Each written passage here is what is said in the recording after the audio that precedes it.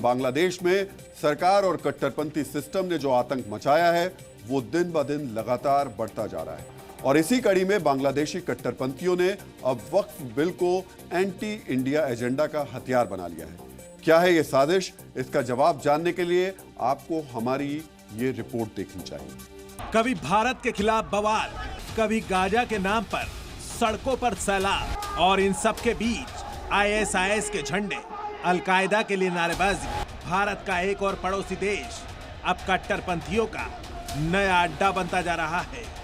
बांग्लादेश एक ऐसा देश जो खुद लड़खड़ा रहा है, जहां कट्टरपंथी बेलगाम है, जहां हिंदुओं की जिंदगी से खिलवाड़ हो रहा है, जहां लोकतंत्र की सांसें उखड़ चुकी है।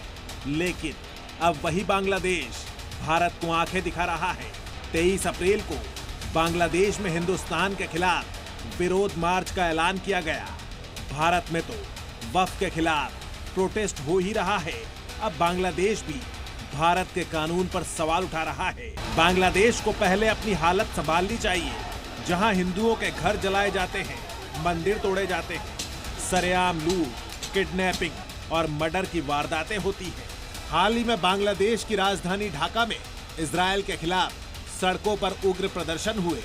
सबसे हैरान करने वाली बात यह थी कि इन प्रदर्शनों में ISIS और अलकायदा के झंडे लहरा रहे थे।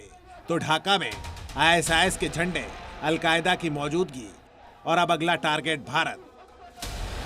बांग्लादेश की खिलाफत मजलिस पार्टी, एक इस्लामी कट्टरपंथी संगठन, ढाका में भारतीय दूतावास तक विरोध मार्च निकालेगा। इस संगठन के अध्यक्ष मौलाना ममनुल हक ने भारत सरकार पर संगीन इल्जाम लगाए हैं। कहा गया है कि भारत मुसलमानों के खिलाफ जुल्म कर रहा है।